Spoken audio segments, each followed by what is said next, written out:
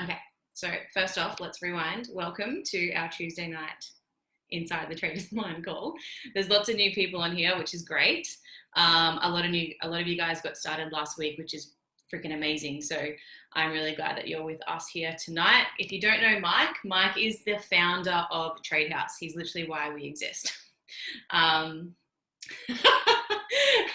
So I wouldn't be the trader I am today if it wasn't for this guy right here. So you'll also be very familiar with Mike. We've been running these calls ever since early 2017, and he's been my direct mentor for all things trading and life and business and things like that. So that is Mike. But Mike trades obviously a little bit differently. He trades quarters theory.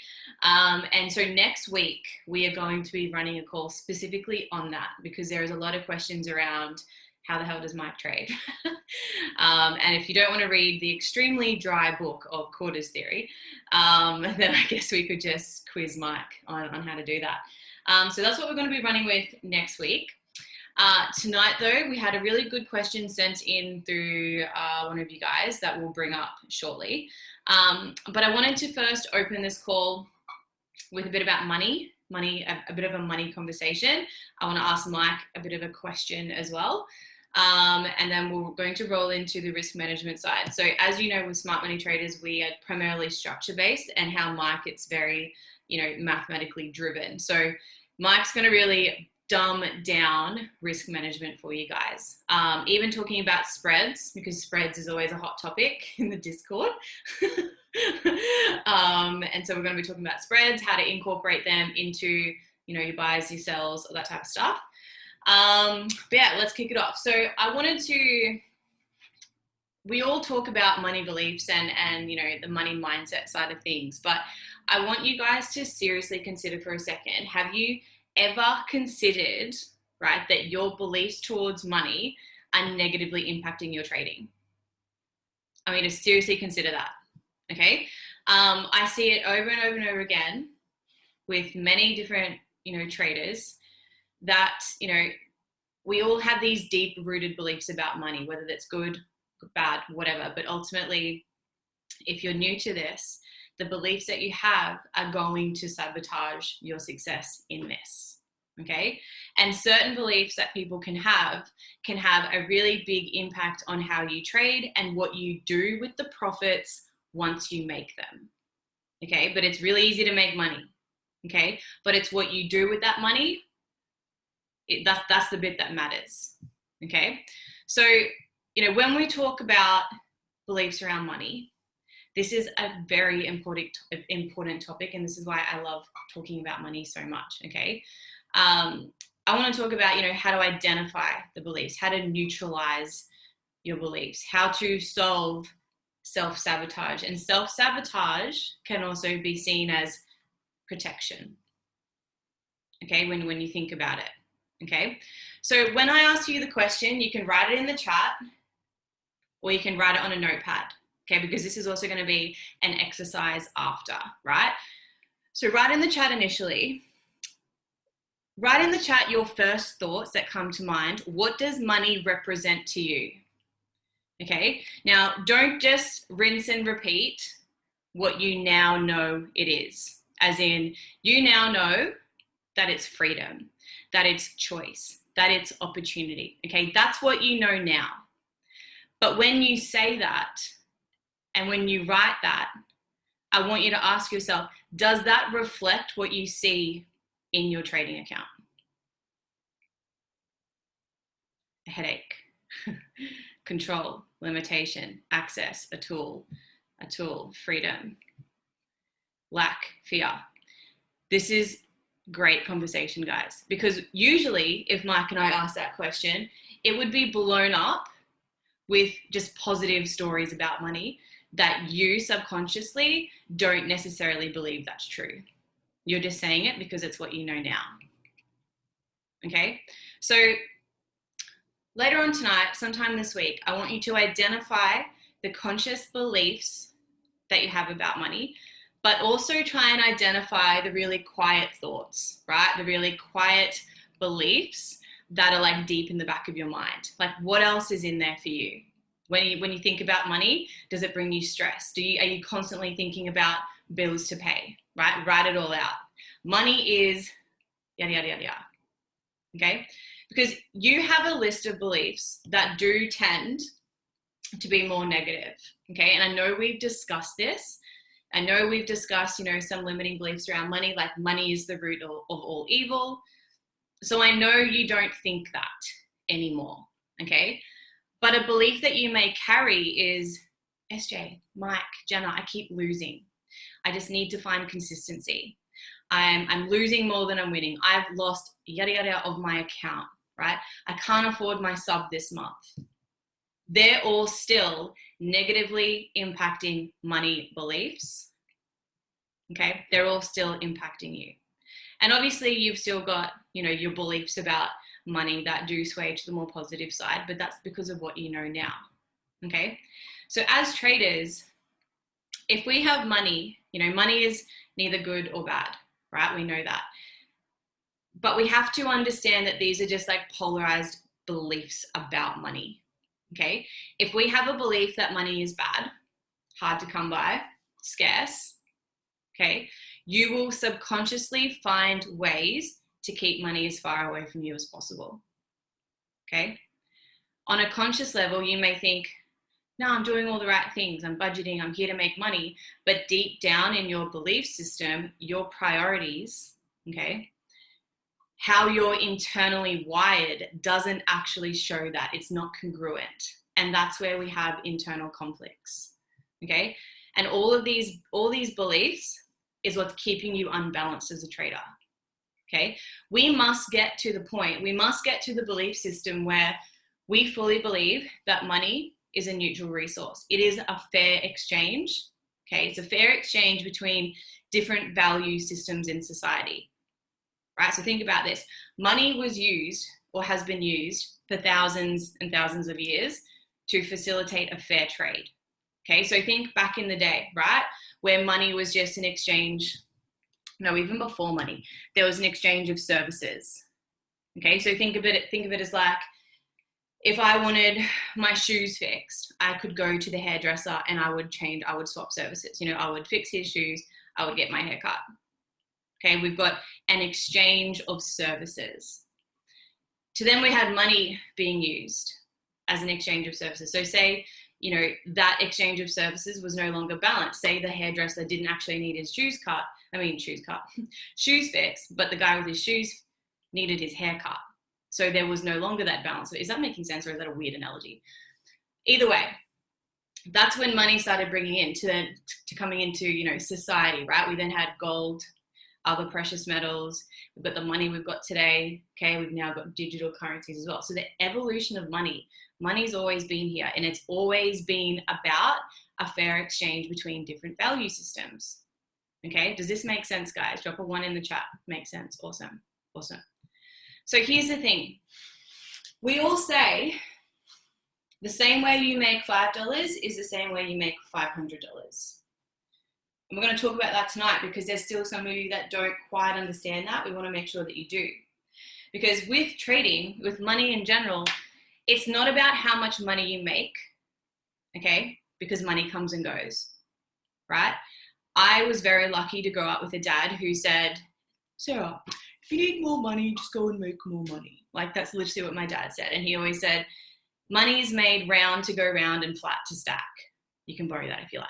That is literally what I grew up with my dad saying. Okay, there's never a fucking shortage. He charges $7,000 an hour for his engineering work, right? He is exactly a fucking boss. Okay, so this game about money, this game isn't about how much money you have or you have to make, okay? It is about how you manage it. It is about how you save it. It is about how you grow that money, okay? And if we don't get this right, having a lot of money can actually hurt us if we don't have our mindset and we don't have our habits, if we don't have our habits dialed in. I can just see Vicky's glowing teeth in the darkness. So what I was just saying there is having lots of money, if you don't have your mindset, your money mindset, if you don't have good habits, if they aren't all in alignment, money can actually hurt you. Okay, think about it. Why is it nearly, I think it was like 70 to 80% of lottery winners end up broke within 7 years? Okay, dealing with money is a true skill set. Okay, like Mike Tyson, I read something ridiculous. I don't know if this is true, and I should have fact checked, but pretty sure, maybe Mike confirm this is true. Like, can you imagine making $420 million over the course of your career and ending up $38 million in a fucking hole? Okay, because that was Mike Tyson. I don't know, maybe buying tigers or something like that, but that was literally his career. Okay, so situations like that, situations like lottery winners, Mike Tyson, if that's true, it's not because of anything other than a lack of financial literacy. So if you guys want to improve your financial situations, I want you to start with this. So take some notes, okay? I want you to dump out all of your money stories and rewrite them. This goes for trading as well. Write out like when you think about trading and you're going through, I want you to think about all the negative shit that you say about your trading. Write it all out. Write it all out. This exercise is about knowing your numbers. So here's what you do, okay? I have the hiccups. I want you to book in a time every single week, same day each week. So pick a predetermined time once a week, and that's going to be your money date night, money date day. I want you to log into all of your accounts all at once, right? I want you to pull up every bank account that you've got, any investment accounts that you've got, any crypto, whatever you've got, pull it up, right? I want you to log into any account where you've got debt, whether that's loans, whether that's credit cards, okay? And I want you to create a spreadsheet that lists all of your personal and your business expenses. Now, when I say business, trading is a business. We must never forget that, okay? So in your personal life, that's going to be like rent, mortgages, bills, okay? Food, travel, essentials, any subscriptions, Netflix, Amazon Prime, Spotify. Go through, if you've got iPhone, I don't know how Samsung uses, but I went through my subscriptions in my folder and I was spending at least $180 a month on subscriptions on apps that I'm not even using. You need to see where your money's going, okay? When it comes to business, you know, TradingView, trading accounts, all that type of stuff. I want you guys to start looking how much you're spending each week, okay? Review your daily transactions, get a highlighter out, highlight all of your, you know, necessities with one color, highlight all of your, you know, frivolous, is that the right words? Just stupid spending, stuff that you don't need, okay? I'm saying this because there's many of you who have plans to go on to be FTMO funded traders.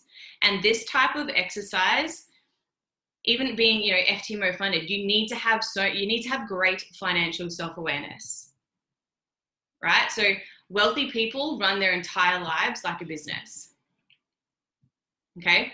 And I want you to remember, okay, this is not a rich versus poor, okay? This is not a white collar versus blue collar, okay? This is the system that we're in terms of trading. This is about leverage versus unleveraged. And before you even start trading, guys, money begins in the mind. So that's what you got to focus on. Okay, so get to know your numbers. I know a lot of people would avoid doing this exercise. And if that's you, you're the person who needs it the most. Okay? Because even a simple thing like looking at your bank account and wondering why you can't hold money in your trading account, it's not separate. It's not separate. So Mike, when it comes to, you know, if someone wants to become an FTMO funded trader, which so many people in this group do, when it comes to money beliefs, money habits, what's your biggest tip or guideline for that? You know, being a Tradehouse is our mindset shift, no matter what background, 100%. So what is your take on the whole money mindset, becoming funded, hanging on to money, debt, all of those good things? Well, just like one of the first things that you said was the avoidance of looking. Um, I think everybody can agree that that's not specific to your bank account. Um, the avoidance of things like that, like a lot of people don't know what's in their bank account. They know there's money in there, but just like one of the things that you brought up was subscriptions. When you change, one like immediate thing that you guys can do, get a new bank card. With like all of these, random subscriptions and stuff, all of them will cancel because you get a new card. And then your email will get flooded um, with a bunch of that stuff. But even like an email is another perfect example. Do you guys have over 1,000 unread emails in your email? In your email. So you again don't even know what kind of emails that you're actually getting. That's another problem. And it's again like the word that I kind of use for it is I I mean, the word I do use for it is chaos, but it's really it's really just kind of vague because we don't really know. And a lot of people again don't check their bank statements. They don't check what kind of charges happen to their bank account. They just happen. That's why Netflix and Spotify and Apple Music and Hulu and all of those different places, that's why so many of them go subscription based, because they realize people will just pay money without even knowing it. It's just like, it's a little $8, right? It doesn't seem like much, but again, if you're not even using the service, it's quite literally wasted money that you could easily get around. And the best way that I can always recommend immediately getting around that is just I don't know if it's, I would assume that it's that easy for you guys just as much as it is me to go get a new debit card or a new card, because every single subscription that is on your bank account right now will cancel. Now, the best way to then, the next step after that is make sure that obviously your rent or your mortgage, your insurance, your phone, the priorities are the ones that, um, again, move over to the new ones, to where, again, money management becomes a lot easier. Also, um,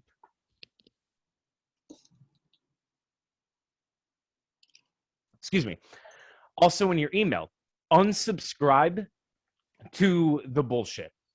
If like restaurants are sending you emails, or I don't know, Amazon or whatever, that is again flooding your email, um, purge all of that. This is something that doesn't just apply to money, but money or your bank accounts, or again, a lot of these things end up being another thing that gets affected by this. Your text messages or your WhatsApp or your Discord or your email, or again, your bank account or your Facebook Messenger or your Instagram. Like, it is so easy. And again, I'm speaking to myself as well, because I don't even want to show you guys the numbers like in my email and stuff like that. It is just again the uh like that's why the word chaos isn't necessarily correct.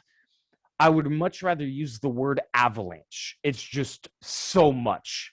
There's so much at this point where we're getting constantly, uh, where all of these things are again simply happening. And so, of course, when it comes to money specifically, people really don't know how much money they really spend at like fast food restaurants, or if they go to the bar, and spend, $130.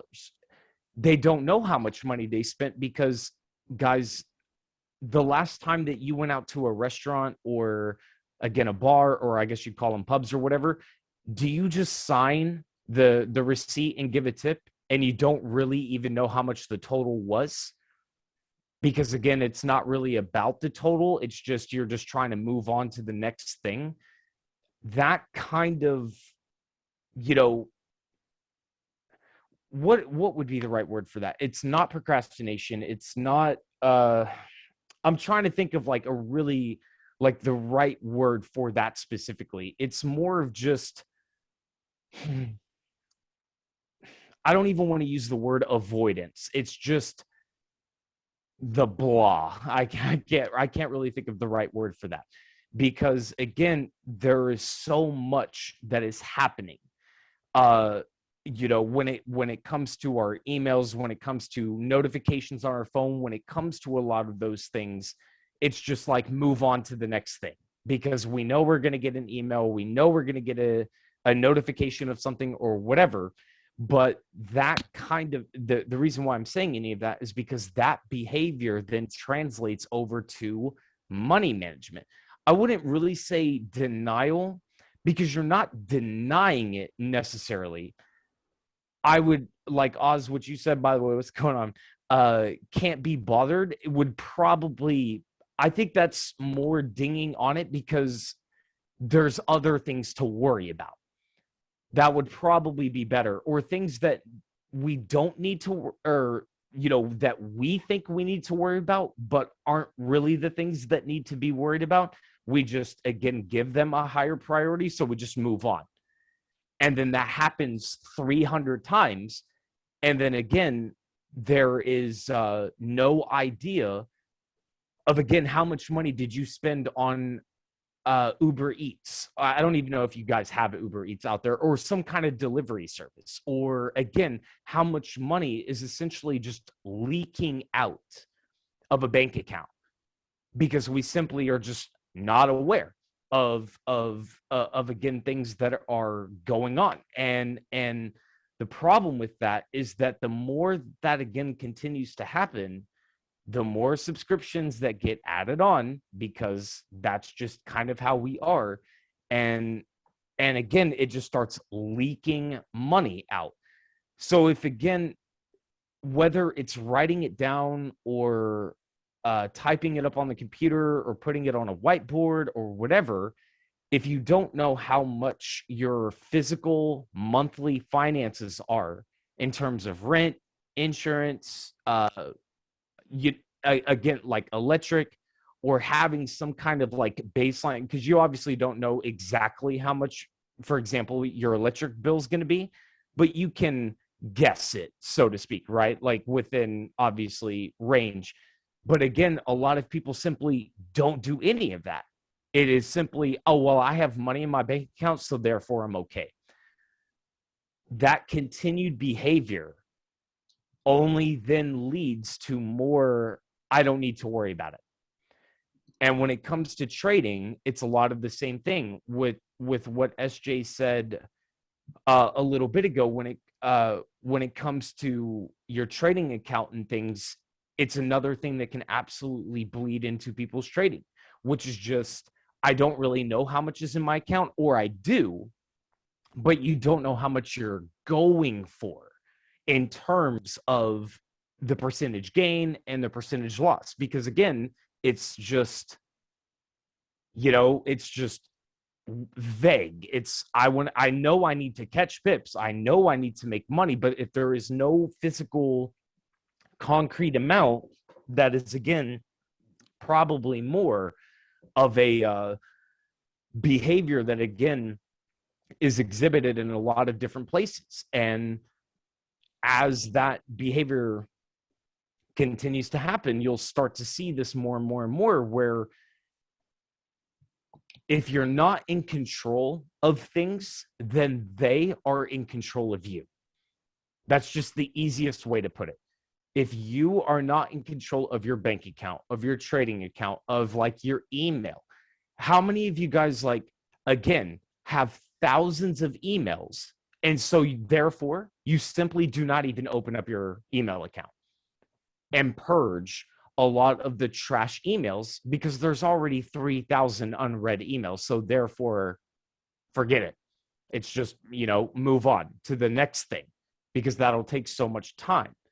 Or mail, like physical mail, or again, I think you guys can understand. Does it have to be monthly? No, it doesn't have to be monthly. You can look at it weekly.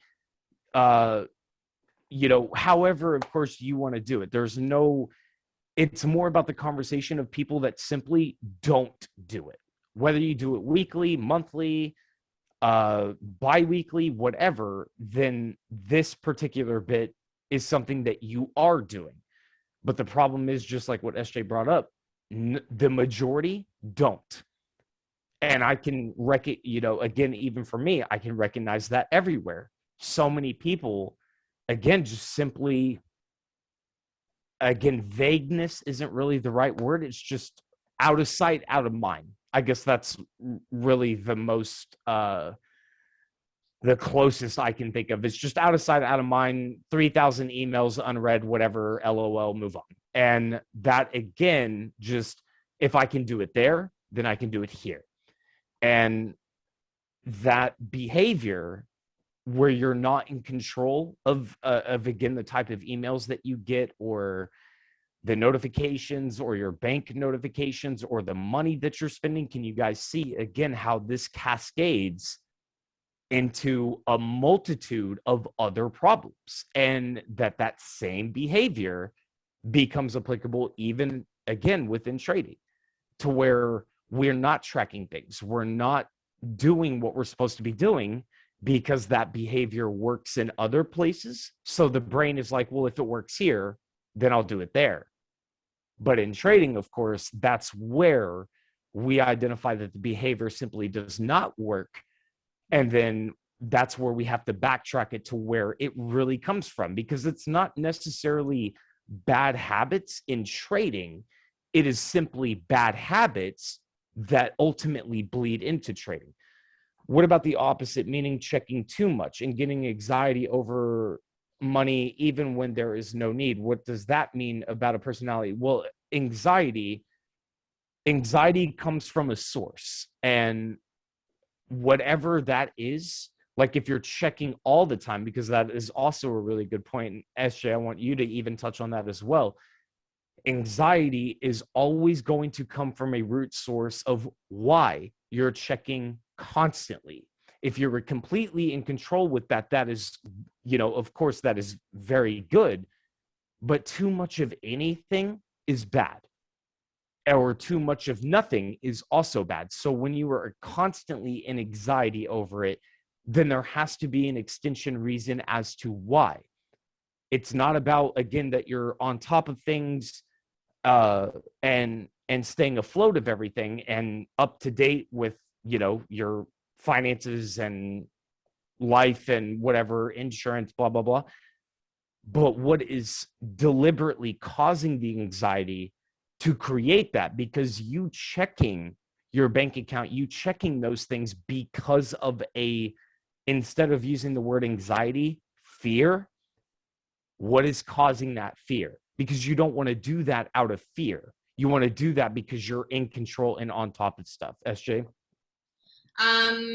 Yeah, just to extend from that, the first thing that comes to mind if someone's really frugal with their money is you're still in scarcity. So your scarcity mindset, meaning that if you are either checking your bank account too often, you've got anxiety around that. Got to remember, anxiety as a thing that exists comes from an unregulated nervous system, right? So you may want to look into, if you feel anything that's like your body will never lie. Like your thoughts, you can lie to yourself all the time, and you may believe that, but your body physically will reject things, right? And it'll make you feel things. And so one thing that I'm actually focusing very deeply at the moment is regulating my nervous system. So I'm off coffee, I'm off any type of stimulant, because that is a thing that induces something like anxiety, is like a physical bodily response, right? But when it comes to someone being, frugal, right, we need to think about what is a scarcity mindset, right? So a scarcity mindset refers to a state of thinking that there is never enough, or something that can happen to your money and then you'll never get it back, right? So someone with a scarcity mentality might feel like, money and opportunities and, trades even are finite, right? They're scarce. Okay. So rather than focusing on potential and abundance, right? Because abundance is already abundant. We don't ever lack, there is never not abundance. It's our limiting beliefs that have that, right? So people with a scarcity mindset are overly focused on what is lacking, and they tend to have like a fixed mindset. Okay. And that scarcity mindset, that also then creates anxiety around resources, right? It gives you a feeling that there isn't enough. And that's going to affect, obviously, mental health, your bodily state, your behavior, as well as your finances. Okay. So a scarcity mindset with money isn't very healthy either, because as you become really consumed and overly focused on what you perceive to be a limited resource, that then is going to make you think that, you're never going to, find another really good trade or make much money or whatever. And you'll always think that, you could go broke. Okay. It's one of those things as well, like when it comes to like money blocks, for example. Like money blocks are essentially negative subconscious beliefs about money that limit you from achieving your conscious desires. That's literally what a money block is. Okay. And so let's say, you're trying to save money, but for whatever reason, you can't seem to save money. It's always get paid out.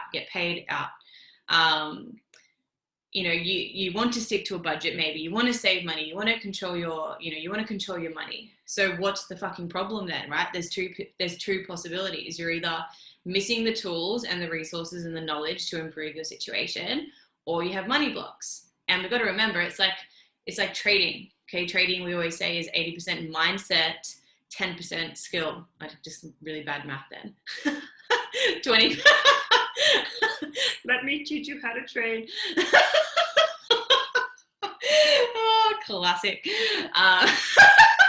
How good am I? 80% mindset, 20% skill.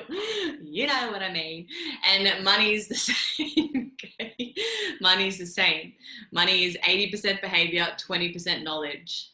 Okay? So you want to kind of figure out, it's like that. This is also where your financial thermostat comes into play, right? So for a really, really, really long time, all these like psychologists and therapists have known that our childhood experiences, right, up until we're age 7, everything that's in here, you were like fed to before you were 7. Okay. So our childhood experiences have shaped our actions and our behaviors as adults. So if you find yourself, that's probably where you can start. If you find yourself being quite frugal or quite scarce, like having a scarcity mindset, I want you to think about the money beliefs you had growing up. What did you constantly hear? How were your parents with money? Maybe start there, and then I'm happy to discuss that stuff further, like one-on-one, but start there and see where that really started playing into your life and why. But that would be what I would say to that. Mike, you had something else to say? Yeah, and just like what was just said in the chat, guys and gals, please remember that these kinds of conversations, and in fact, even why this session happens, is for those hard questions. This kind of call is, again, not meant to be the same redundant questions, because what, again, all of us, regardless of wherever we are in the world, we always have to remember, and this is, again, why I always emphasize this, not just on this call, but everywhere. We were not taught this stuff. All of this naturally goes against everything we've ever been taught. The people that, again, were the best people in school, the ones that got straight A's, the ones that, again, followed the rules and did exactly what they were supposed to do, I'm curious, is there even a single one of those in here right now? Or were you guys just like me? Maybe not, but I'm asking. I went against everything. I did not agree. I skipped school. I cheated. I did everything that I was told not to do. Why? Because I personally have always had a direct problem, even at a subconscious level, of what it is that we were taught to do for different reasons. But even still to this day, I can see where my behavior absolutely shines through in something like this, because this is again something, the entire concept of trading money for money is in fact the direct opposite for trading time for money. Is everybody in here the same like me? You were taught to trade time for money, to have a career and have one source of income, to work at that place for 40 years and retire off of 40% of your income. I'm not saying you agree with it. I'm saying I don't know how old everybody is, but, for whatever, the first 20 years of your life or 18 or, whatever it was, this is the public indoctrination that we were taught. These conversations, again, go against everything. And so the reason why, again, I emphasize that so much is because it should be a confirmation that it's uncomfortable. If it's uncomfortable, if it's unnatural, if it's things that, again, don't, again, feel normal or that kind of stuff, that, again, should only, again, be a confirmation that you are, again, deliberately going against everything you've been taught. Because just like me, my parents didn't teach me this. My grandparents didn't teach me this. My teachers or any other kind of authoritative figure in my life, guys, literally not a single one of them, no one has these kind of conversations, that kind of mindset or anything. They literally all come from the same place. Trade time for money. Hide money in your walls. Hide money in your safe. Save for the rainy day. You guys, you do all understand. Millionaires don't do that, right? Millionaires don't, hide money away. Millionaires continue to put money and embrace losses. Not that they, of course, are looking for the losses, but that they understand that, again, it might take 10 losses to get to the win. Versus, again, the mindset that, and just like what SJ, the term that she always uses, the financial thermostat, how would your parents, for example, or my parents, I think about my parents or my aunts and uncles or my grandparents or even my cousins, or in fact, even my siblings, how would they operate with one losing trade? They would probably stop. And that they, again, would start trading in a scarce, that it isn't abundant, that there isn't, again, they would start trading in that defensive kind of mode. Why? Because that's what we were taught. In fact, all of us as well. And that natural, we were taught this, but we're trying to do this. I guess I just wanted to say, guys, that don't feel as if like you are messing up or that you're not good or whatever, because you're wrestling with that. All of us are. Is anybody's parents in here a millionaire? Is anybody in here taught from a six-figure earner? Beside, like I wasn't. My dad worked at Domino's Pizza my entire life. My mom worked for American Airlines, and when 2008 and the housing market and all that collapsed, she got fired or, well, laid off or whatever, but she didn't even get her retirement. She worked there for like 25 years or something, but my point is that, again, they can't teach me Mm-hmm. anything about this.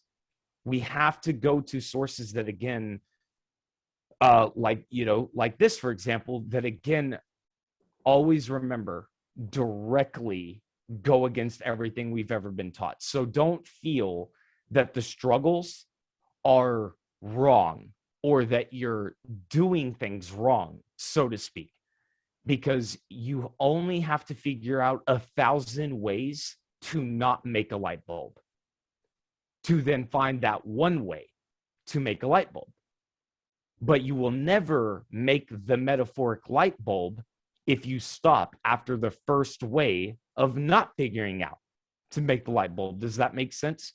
The embracement, I don't even know if that's a word, the embrace, I think, would be the correct word, of losses or lessons or these kinds of things are, again, the perfect teacher, because so many people, again, will take one trade, lose 5, 10, maybe even 50%, or maybe even, in fact, blow their account and say, oh, this is too risky. How many times have you guys heard from people who do not trade that trading is risky? People that have never invested, never done anything, but they were taught that trading, doing what it is that we're doing, is risky. I also, again, agreed with that until, of course, I figured out, no. What is risky is not figuring out multiple ways of making sources of income. What is way more riskier than learning how to trade and accepting losses is depending on one source of income. What's way more riskier is hiding money in the walls, hiding money in the safe, saving money because of that quote unquote bad day. What is that? Fear. It's fear. My parents, their entire ideology around money is centered around the idea of fear. Fear of whatever happening, fear of a bad situation and that they don't have anything. Guys, do you know how often millionaires, or I use the word millionaire more as like, don't use that word, entrepreneur, not even entrepreneurs, whatever, like investors, entrepreneurs, business people, again, people that take risks. Do you know how often they lose? All the time. All the time. People will only ever talk about the wins. But again, the people that come up all the time and, like, let's say, for example, make it really big on, let's say, like one investment, maybe they bought Bitcoin at, I don't know, 25K or something. They probably had 50 losses before that. And then that one thing happened. And then it hit off, which mitigated all of those losses and put them way further in profit, as opposed to the exact opposite type of person that gets into one kind of risky, quote unquote, risky investment, takes one loss, thinks all of this is too risky, and then goes back to the job. Really stop and think about that. I'm sorry, go ahead. It's honestly, guys, like developing your financial self-awareness is about tackling the unconscious. It's literally about everything that we're talking about. It's the conversations that aren't being had. That's why we run these calls, right? So, like, let's face it, when it comes to money, it is usually the unconscious that controls us, right? This is because we're not taught to talk about money in the same way that we talk about, books and movies and TV shows and games and whatever it is. We're not taught to talk about money like that. So for the most part, money's fucking derailing every one of us. Okay? Or at the very least, if you're, it's preventing you from achieving what you want financially. Okay? So whenever we encounter anything that makes us feel uncomfortable, whether it's like, we have avoidant behavior around unpleasant, right? They're the things we need to lean into, okay? Because the first step and like we say this all the time as well, For you to change anything, you must be aware of it. You must bring awareness to it. So the first step for me is to make the unconscious conscious. Okay. It's time to stop being ignorant and using the excuse of, I don't know how. Okay. Because we literally live in the age of the fucking internet and technology, right? We all have smart devices. We all have this community that we're involved in. Okay. So, you know, even before I started trading, guys, like, yes, I grew up with before we move on to the actual question, before I started trading, I was dealt with a ton of money beliefs. Like, just because my father is very successful, and I had, you know, a great upbringing, the money beliefs that I had from my mum, for example, was, oh, SJ, you got to marry a rich man. You know, find a rich man, because your lifestyle, let alone my mum did not even understand, like, I'm the most minimalist person ever, right? Like, but that is not my mum. My mum will go and drop $1,000 at the nursery, like, tonight. You know, like, she just loves the gardening. And so going and shifting through all of this stuff was something I had to do as well. Okay. And if you're new to this and you're wondering why we focus so much on money and mindset and whatever else, like, if you said to me years ago, right, that, like, if Mike said to me, you know, we're going to talk about mindset today, I would have told you to, like, get the fuck out of here with this woo-woo stuff. Like, mindset, I needed money, right? I needed money, like, yesterday. Like, I've got bills to pay. You know, back before I started this, right, I was jobless. My subcontracting business failed. I had my power cut off. I had payment plans on every single bill. I was 3 months in rental arrears. Guys, my money situation hasn't always been good. Okay. I found myself in a situation no 25-year-old should have found themselves in. And the reason I got there was because I was fucking ignorant. So ignorant. And I didn't do the things I needed to do. And I had extremely avoidant behavior.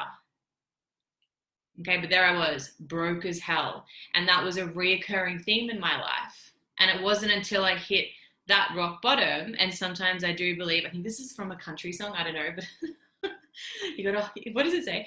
By Mitch Tempany or something, you've got to hit rock bottom to see you've got a problem or something like that. That was me. Okay, that was me. I've always been a boundary pusher, but this was too far. Okay, so you've got to really understand who the fuck is running the show. Okay, it's you, it's your mind, and you need to get that on track. Give me a 1 if you're learning something from this. Okay, if you didn't know what the Blue Wolf hashtag is because you are new, every single hashtag that you do in the chat, so hashtag Blue Wolf, WOOF, right? That signals to us a breakthrough. And what that breakthrough means is there's 2 charities we're supporting at the moment. The main one that would actually, no, I'm not doing that one anymore. I signed up for a new one today, but I'm waiting for that to come through. The dog meat trade in Ghana. Okay, so that is 10 USD for every hashtag Blue Wolf. Goes to the dog meat trade to help rescue these dogs that are being sold to the dog market for meat. These dogs are then rescued, healthcare, rehomed, and then adopted out. So pretty cool. So that is what that goes to. So I think we spent a good enough time on that. I'm glad you guys. I want to add one more thing. Go. But I promise it won't. No, you're fine. Go. But I want to ask, like, an intimate question to you guys, and I can only ask for your real honesty, not the answer that you think I want to hear, but just again to finally, like, encapsulate this entire conversation. When you lose a trade, do you feel that you're not good enough, or you don't understand, or any of the other negative emotions that I could sit here and name, that you don't know what you're doing? If so, I will definitely say it's okay. It's natural. It is completely okay to then say, what am I doing wrong? What is happening? But, and here is the big but, that is the transition into the psychology and into the mindset of a trader. Traders, reality check, guys, traders lose all the time. All the time. All the time, guys. It is absolutely inevitable. So my point being with this one point is that if you feel a type of way when you lose a trade, now, as a caveat to that, if you're losing 10, 20, 30% because you're over leveraging, that is a whole other conversation. But assuming that you have risk management and you know, you're doing what you're supposed to be doing, tracking your trades, allocating your risk management. By the way, I'm going to be going way into that next week because there's a big question about how I trade and all of that, and we'll get into more of that also next week. But even for this conversation, if you have a problem with losses in general, because our society, guys, it's like, you know, if you lose one thing, you're trash. Social media, again, adds on to that because it's a highlight reel. People don't see what happens behind the scenes. You always have to remember that when you're comparing yourself, because it's, again, natural, don't cap. You will compare yourself to other people in the Discord, other people on social media, other traders, all of that other stuff. But if, again, you feel a type of way about losses, and when I say a type of way, again, doubt, anxiety, I don't know what I'm doing, I'm trash, I don't understand this, blah, blah, blah, blah. I'm not trying to mitigate anybody's frustrations or, you know, when I say blah, blah, blah, but the brain will take that and then add on to it that you don't know what you're doing. And why are you doing it?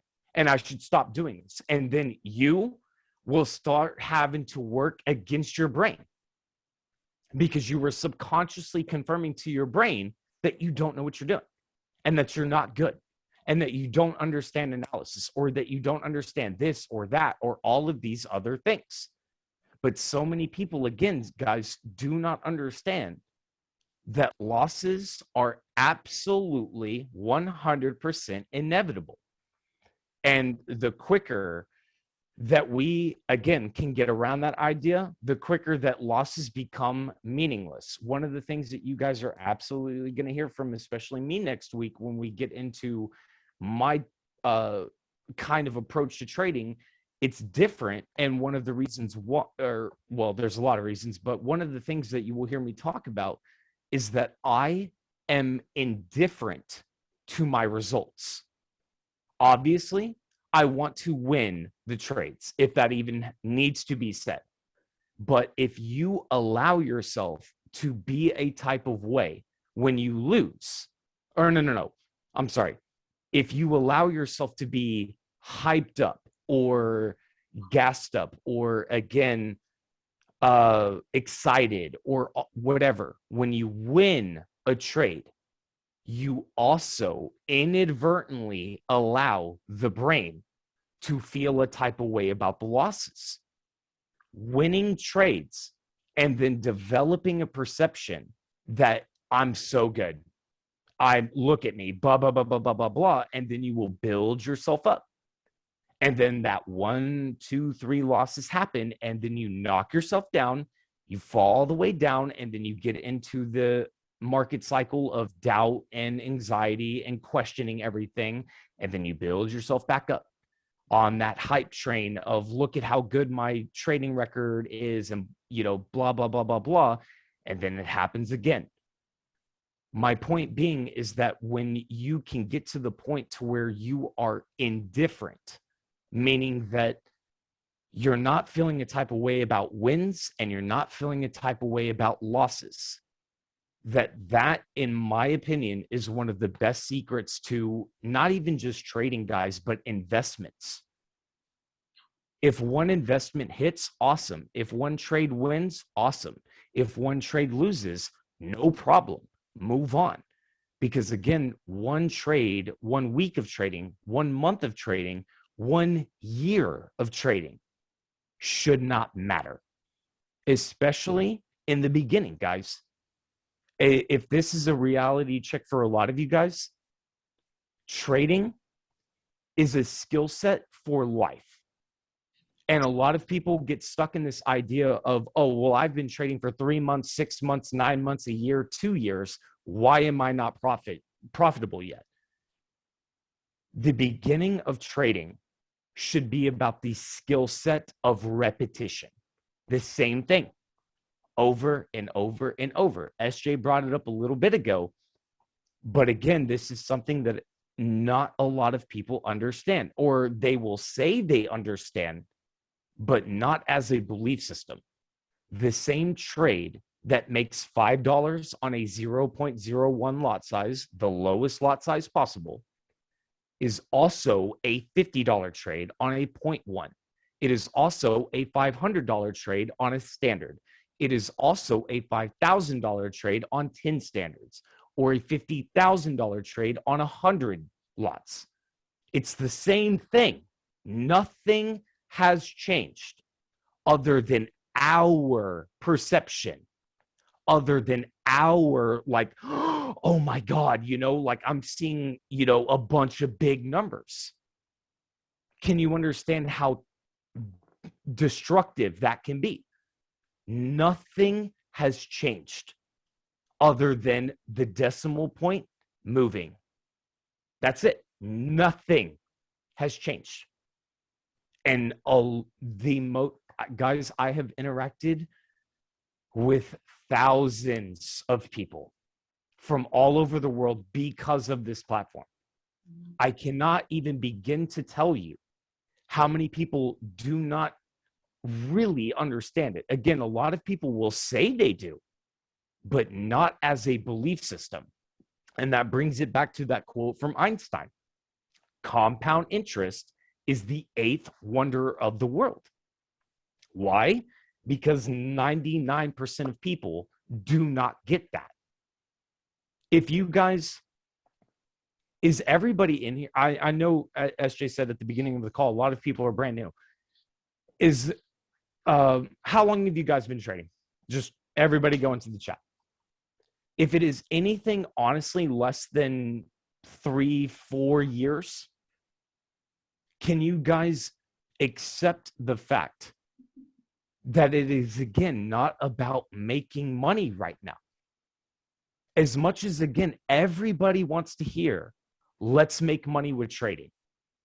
And let's start making money immediately, blah, blah, blah, with all of that. Guys, I hear it all the time.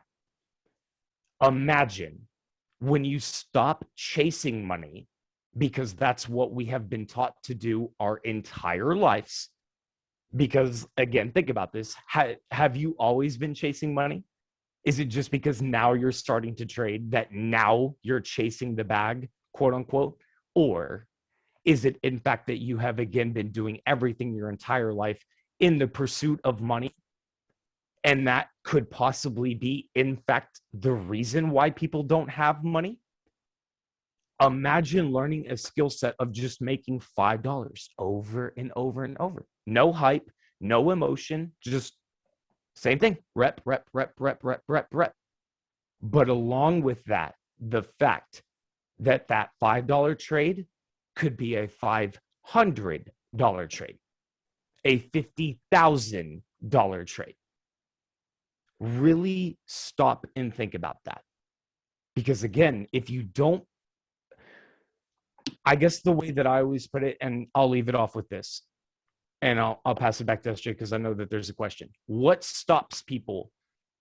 Can you guys literally think of a single thing that stops anybody from going from a 0.01 to 100 lots? What is stopping you aside from the account balance? Because of course, obviously that's the reason why, or else you're over leveraging. That again, a trade that you make $5 on at some point, a year, 2 years, 5 years down the road, the exact same thing that you were doing, practicing the same thing over and over and over and over, then at some point, I don't know how long that is for any individual in here, not a single one of you, but it scales. What is stopping that from happening besides you? Ultimately, giving you the power. It's not a boss. It's not a degree. It's not a certificate. It is nothing other than us. In my opinion, that is the best gift to give to somebody. Because, yeah, a lot of people might not, again, understand that and might end up quit trading and blah, blah, blah. But for the ones that, again, understand that the only thing stopping them is them, they'll figure that out, figure out why, and then you tell me what stops you from going from a 0.01 to 1,000 lots. Go ahead, SJ. And yeah, fear is definitely, exactly. By learning to address that, the sky's the limit, guys. I want to challenge something Vicky said in the chat. She said she gets it, but it's not a belief yet. And I want to challenge that, because once you guys have uncovered the money blocks, right? The limiting beliefs, the money stories that you've got, you can now choose what you want to believe. Okay, now this may sound fucking batshit crazy, but here's the truth of it. You can choose to believe anything that you want, because a belief, all a belief is, guys, is just a thought that we repeat over and over and over again, those reps, that so much so that it then becomes a habit, right? You formed a neural pathway in your brain that led you to think a certain way. So once you become aware of all those old patterns, you can then break down those neural pathways and find new ones or form new ones. Okay. And obviously that's not easy to do, because what people then do, they go in like the complete opposite direction of their current belief. And that's why they can't believe it. Okay. So the further away your new belief is from your current one, the more you will resist it, right? The more difficult it will be to believe. So if you want to start forming new ones, what you want to do is find a more neutral thing to believe. So an example of that is when someone says, money can't buy happiness. The neutral belief to that would be, you can make money and be happy, right? If someone said, I don't know what to do with my money, I'm really bad with, we'll go with, I don't know what to do with my money. The neutral belief to that would be, how can I better manage my money? Okay, I'm bad with money. I'm learning how to manage my money better. I can't afford that. How can I afford that? I can't afford that. I'm choosing to not spend money on that right now. So you want to, if it's so far away that you don't believe it, you want to choose something that's easy for you to believe right now. That's how you form a new thing. Okay, so let's y'all gonna send me broke on the blue wolves. Let's get to the question tonight, okay? Because what a hot topic. This is why I love money so much. All right, so Mike, I'm just gonna throw this to you. All right, guys, listen up. How do you know the difference between waiting for a quality trade setup, so not placing heaps of trades, and being fearful of the markets, like subconsciously not placing trades because of fear? What are some self-awareness questions we can ask ourselves to find this out? So a bit of background context, right? From this person. My goal is to follow my trading plan to a T, which includes entries based off 1 hour and 4 hour, and only trade obvious setups with quality over quantity. But was thinking after Jenna's call when she was taking some trades that I wouldn't have had that I wouldn't have taken, and a lot of people seem to be having more and more markups than I do. Is it just me having different confirmations and being too picky because of this mentality? Or is it me subconsciously being fearful of trading and therefore making excuses as to why I won't enter the trade or that the trade isn't good enough?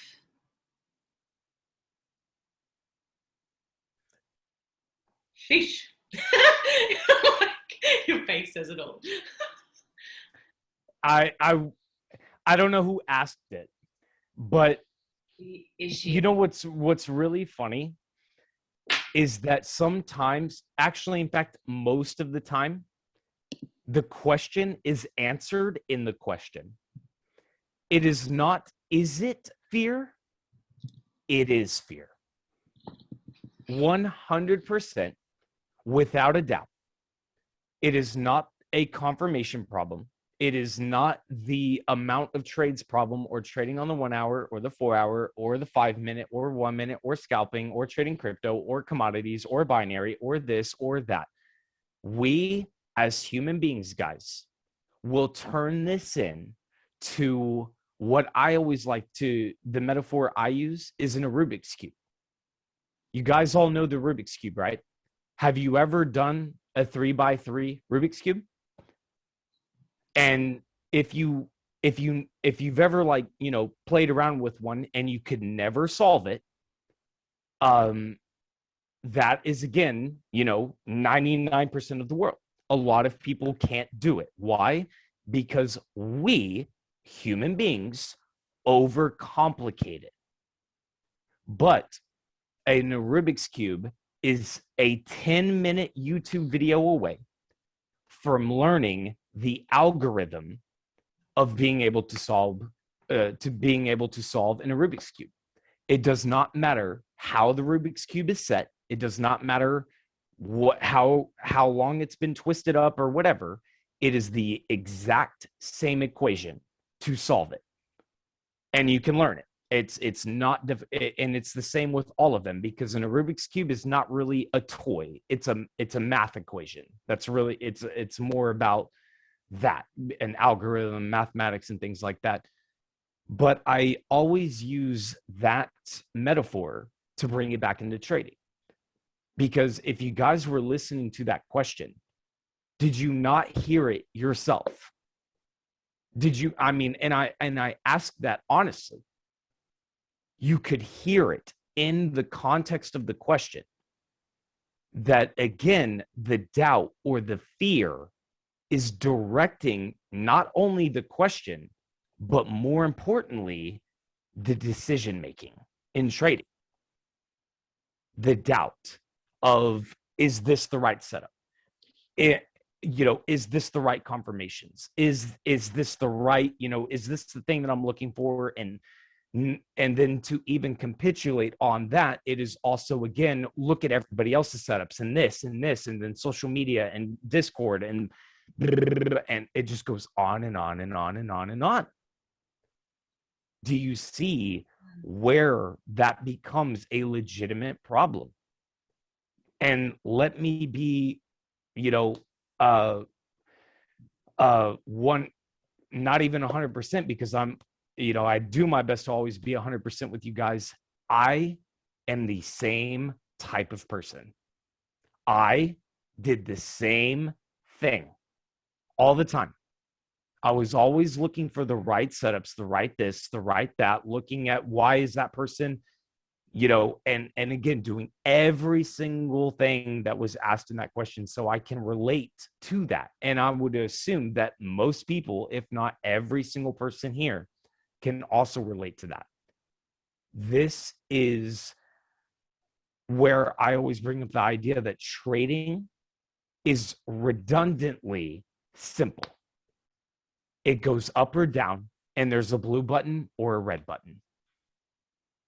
Even if, and this is how and again, maybe this doesn't work for people, but I kind of already brought it up a little bit, and we'll definitely bring it up more next week as well. But how did my brain get around that? Was risk management. It doesn't matter if I lose this trade. Even if I like the confirmations, or I'm in doubt of the confirmations. If the 1 hour is confirming, but the 4 hour isn't, but the 5 minute is, but the daily isn't, or somebody else in the Discord is looking at something completely different, or this or this or that. We can spend an eternity battling with that. So, what's the solution? Honestly, what is the solution? Making the value of each specific individual trade not as important. By lowering the value of that one specific trade, it doesn't matter what happens. And I know that that might sound weird. Not weird, but maybe even frustrating. Because, we don't obviously want to lose trades. When I say that it doesn't matter, even if the confirmations and everything that I am looking for is found in that one particular opportunity, I take the trade, but it hits my stop. It's okay. And as crazy as that sounds, no problem. Do it again. And I'm going to repeat the procedure. I'm going to do it again. And then if that trade loses or wins, it doesn't matter. I'm going to do it again. And then I'm going to do it again. And I'm going to do it again. When we are battling with them, with this and that and social confirmation, or the opposite of social confirmation, when somebody else is looking at something differently, or the confirmations aren't lining up, or should I trade on this time frame or that time frame, or this broker or that broker, or follow this or follow. Guys, you can literally infinitely run on that. You could just sit there and think of all of these things. Doesn't our brain do this in literally every single other aspect of our lives? What ifs? What if this? What if that? What if this happens? What if that happens? The fear of that stops people from doing anything. Because honestly, what's the worst thing that you can do? Not doing anything, learning nothing, and being paralyzed. Because you're not growing. You're not taking lessons. You're not winning anything. You're simply stuck. So nothing will change. Do you see what I'm saying? That is infinitely worse than simply just losing. But we as human beings will value the loss way higher than simply doing nothing. And that's a problem. Losing is okay. I promise. Or the only time that losing is not okay is obviously when you're over leveraging and you're 40% down on your account. But that is a whole other conversation. Assuming that that's not the case, it needs to be determined why. Why are we battling with it? Because you're right. Like the second part of the message down, it says, also background of me thinking fear of the charts is me losing a lot of trades. Proper risk management though, and I don't feel horrible about them. I'm seeing them as a learning curve and I'm not fussed, but I'm not sure if my subconscious is thinking the same, because in the past, not placing trades has definitely been from fear of loss with the psyche of wanting to be right. And it said, I'm not sure, but they are sure. Yeah. It is us trying to avoid that when we know exactly what is going on. It says it right there in the question. Go ahead. No, I think it's I asked her if she wanted to talk, but she just can't come off mute at the moment. I think there's powerful things even in asking questions like that, guys, because like Mike said, the answer is in your question, but sometimes you're so in your head that you get overwhelmed with it. So when you do ask it, you literally answer it for yourself. And that's the beautiful thing about, getting over yourself and asking the question. Yeah. Like no one ever is gonna like, in case anyone's like not wanting to ever ask questions, ask them, because even you writing it out and getting it out of here will probably help you more than anything. Or even if it's us answering it for you, that's okay too. 100%. Guys, how has tonight's call been? I've loved it. I did too. Amazing. So I think, conscious of time, we've been, what are we? Oh, an hour and a half. Woo! That's like our standard running time, guys, now. As Mike and I evolve, the conversation evolves. So next week is going to be all Mike. Yeah, I'm going to tear into it. I got you guys. Yeah. So if you're wanting to know, Mike is very numbers, math, a little bit different to most of the Tradehouse stuff. But the reason why we're having this conversation is because there are still some things about, stop losses and risk management and things like that we really want to clear up and just get a really big understanding. You guys come to the party with questions about risk management, examples, whatever. If you don't understand lot sizes, like just bring it, right? So it's going to be all Mike, an hour and a half, quarters theory stuff, probably some chart stuff, all risk management. Okay. Epic call tonight. Mike, thank you so much.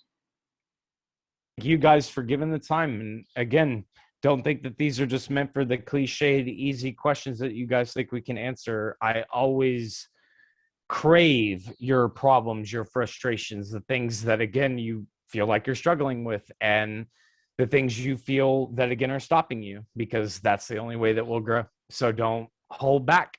That's the point. 100%. All right, guys, thank you so much for staying on. Also, we have before we leave, tomorrow night at 7 p.m. Queensland time, we're running a crypto trading op call, so overview. So if you have anyone that is interested in learning this incredible skill set, get them on that call tomorrow.